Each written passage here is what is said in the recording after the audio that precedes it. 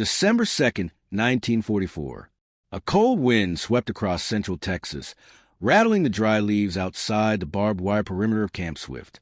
Inside the gates, rows of wooden barracks stood in perfect military order. To the American guards, it was just another day.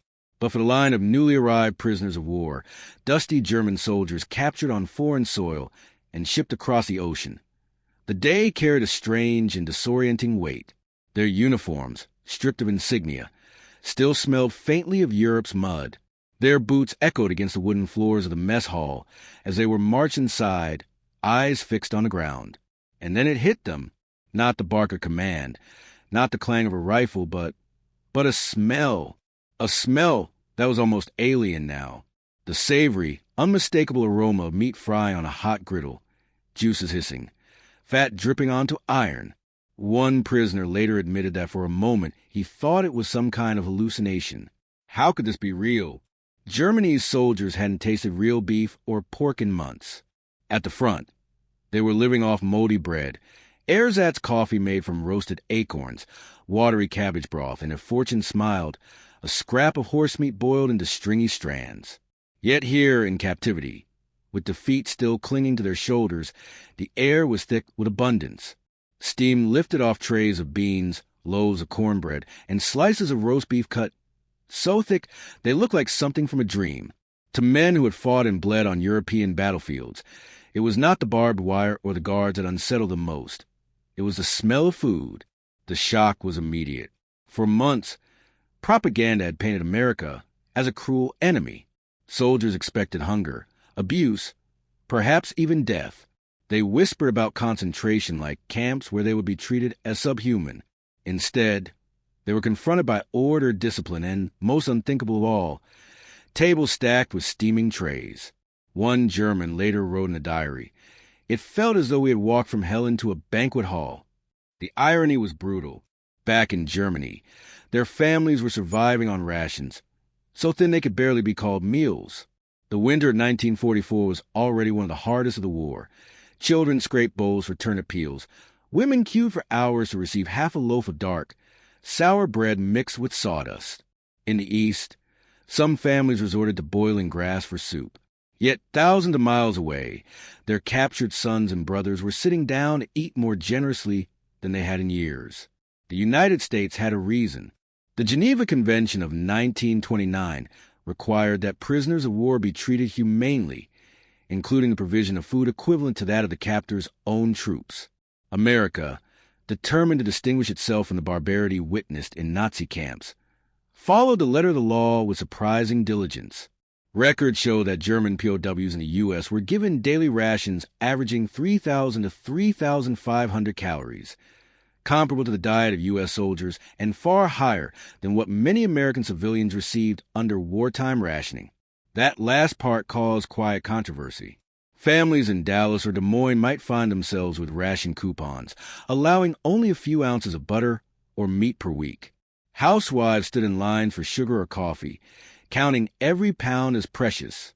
Yet in camps like Swift, prisoners, men who had once fired rifles at their sons and husbands, were served trays where butter gleamed under the mess hall lights, meat slices overlapped on plates, and beans came in portions large enough to actually fill a stomach. Numbers alone do not capture the shock.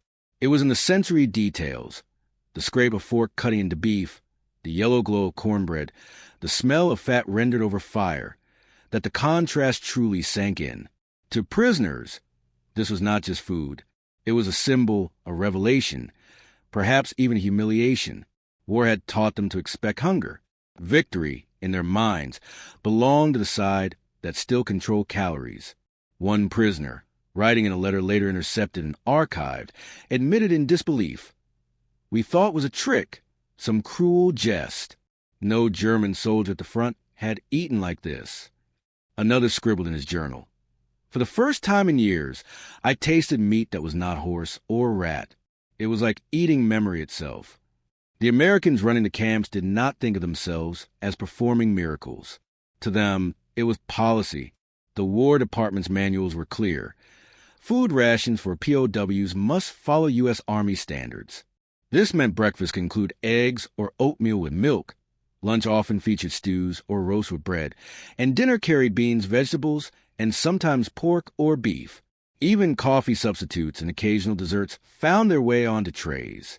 The Germans ate what the Americans ate. The irony became a subject of bitter humor among the prisoners. A diary entry found decades later contains a line almost too neat to believe. If this is captivity, perhaps we should surrender earlier next time.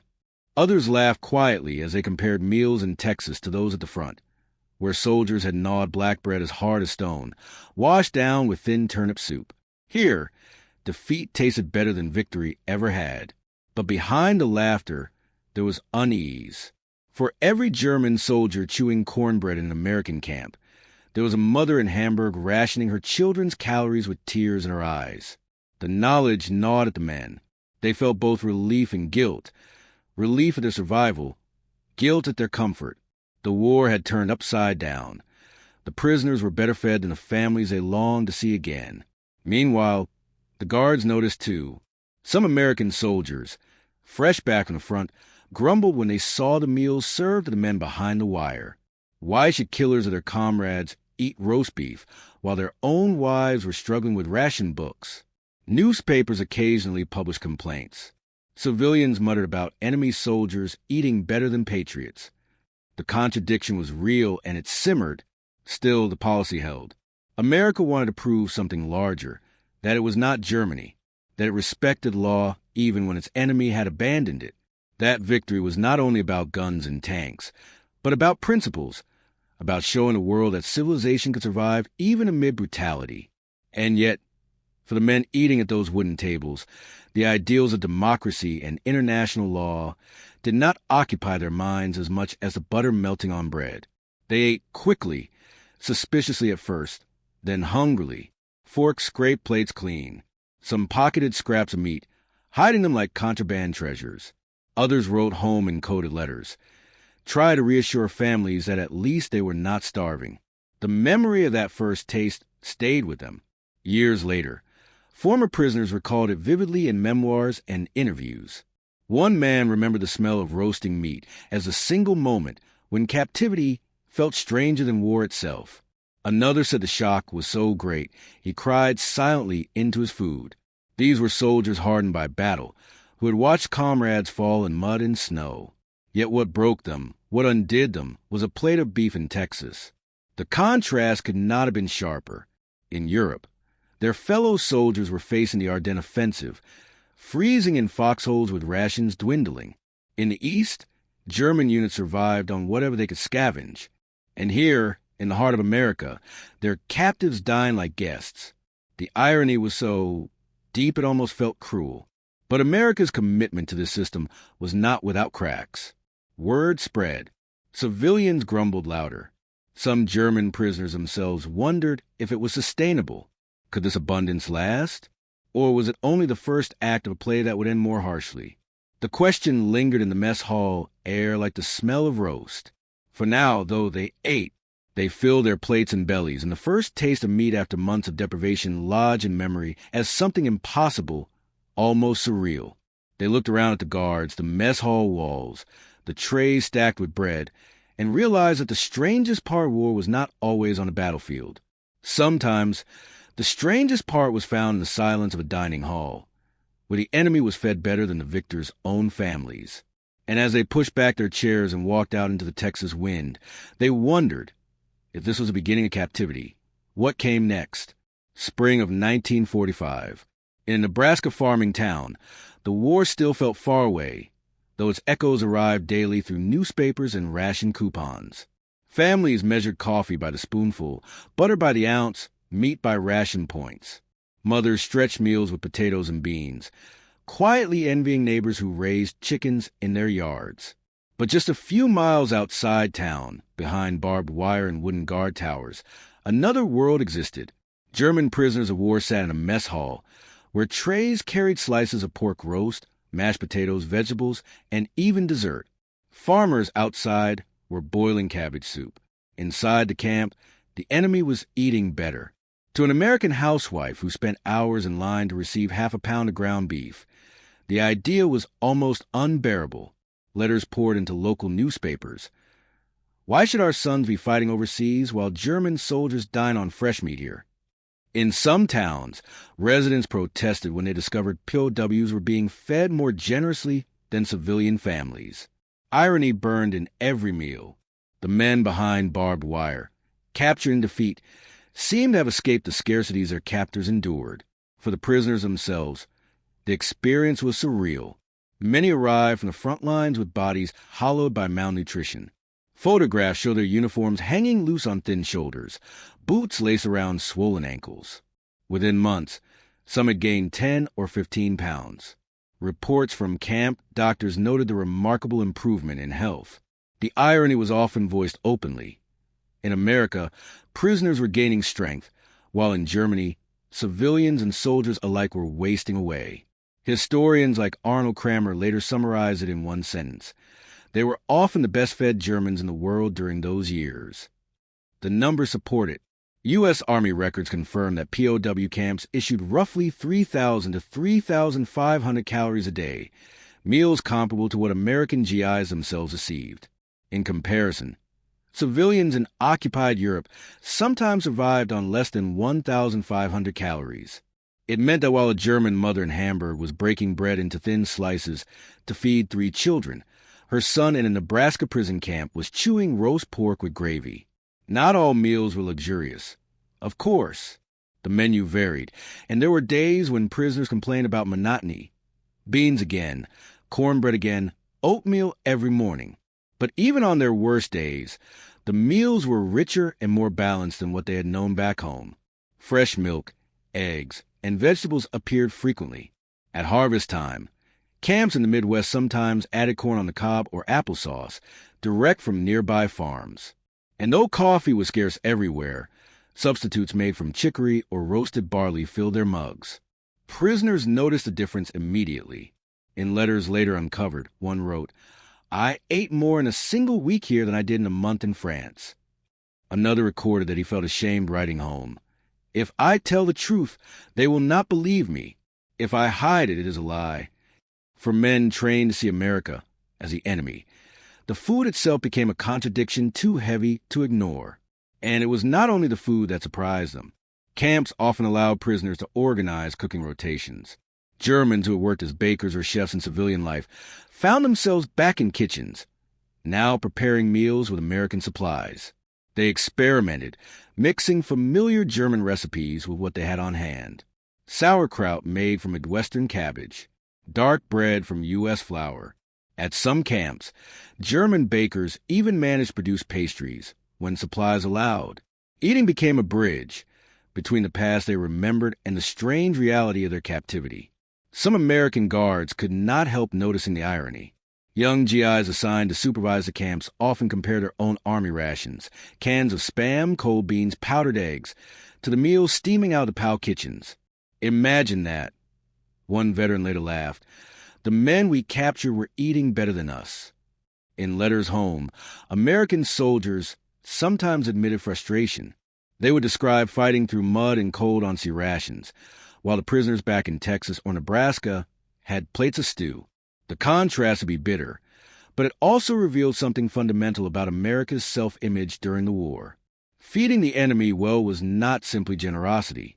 It was policy, rooted in the Geneva Convention, and reinforced by the desire to present the United States as a nation that fought differently.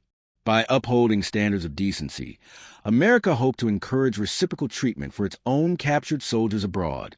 Whether that hope was realized is another story.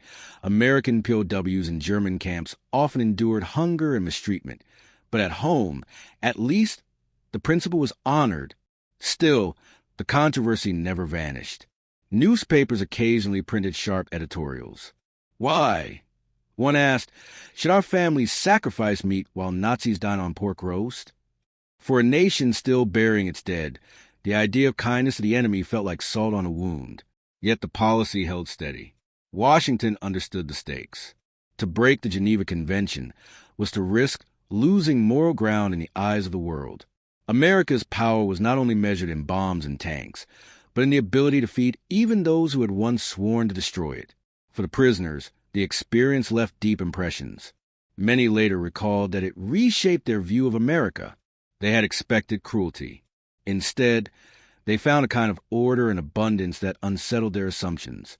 One POW wrote decades later, "It was in the food that I first saw the truth. We had been told Americans were monsters, but who feeds their enemy better than his own people?" Humor also crept in because war, for all its tragedy, often finds room for irony. A German soldier in Texas reportedly told his guard with a grin, "Next time, I hope to be captured sooner." The guard laughed, shaking his head, replying, "Don't make a habit of it." The exchange captured the bizarre reality of those camps. Enemies by uniform, yet oddly humanized by the sharing of meals. As weeks turned into months, the abundance of food carried another effect. Prisoners grew comfortable. Weight returned. Strength rebuilt. Some even developed a sense of guilt when letters from home described starvation. A former POW remembered, "Every letter from my mother was full of hunger. She wrote of ration cards and empty shelves, and I sat there with a full belly, ashamed." The contrast was unbearable, a reminder that their comfort was purchased at the price of distance from everything they loved. Yet the effect was not entirely negative. For many, the experience planted seeds of transformation.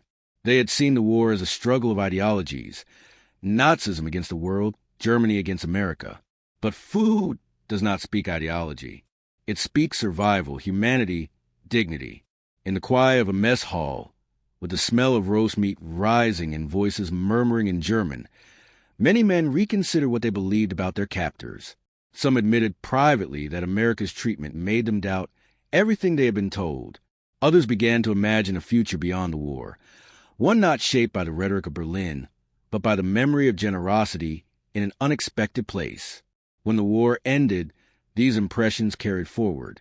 Thousands of German POWs returned home with stories of abundance and fairness. Some carried recipes. Others carried memories of butter on warm cornbread. Many told their families that their time in America had been the strangest chapter of their lives, not because of cruelty, but because of kindness.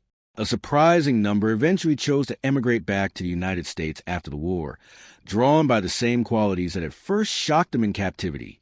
Food, it turned out, had become a quiet weapon of reconciliation, where bombs destroyed, meals restored, where propaganda dehumanized, butter and bread reintroduced dignity. Looking back, it is almost comical to imagine, in the middle of the bloodiest conflict in human history, one of the greatest shocks German soldiers ever experienced was not the battlefield, but a dining hall in Texas or Nebraska. Not the terror of combat, but the taste of roast pork and gravy. Yet therein lies a strange truth of war. Victory is measured not only by what is taken, but by what is given. By the spring of 1945, as Germany collapsed, the irony was complete. In Europe, cities burned, civilians starved, and soldiers surrendered with hollow eyes. In America, behind wooden fences and barbed wire, their captured comrades gained weight, wrote letters home, and ate meals that felt like feasts. For them, the strangest discovery of the war was that defeat could taste better than victory. And so the image lingers, a prisoner sitting at a wooden table, fork in hand, staring at a plate of steaming meat he never expected to see again. Outside the camp, Americans measured coffee and butter by the ounce.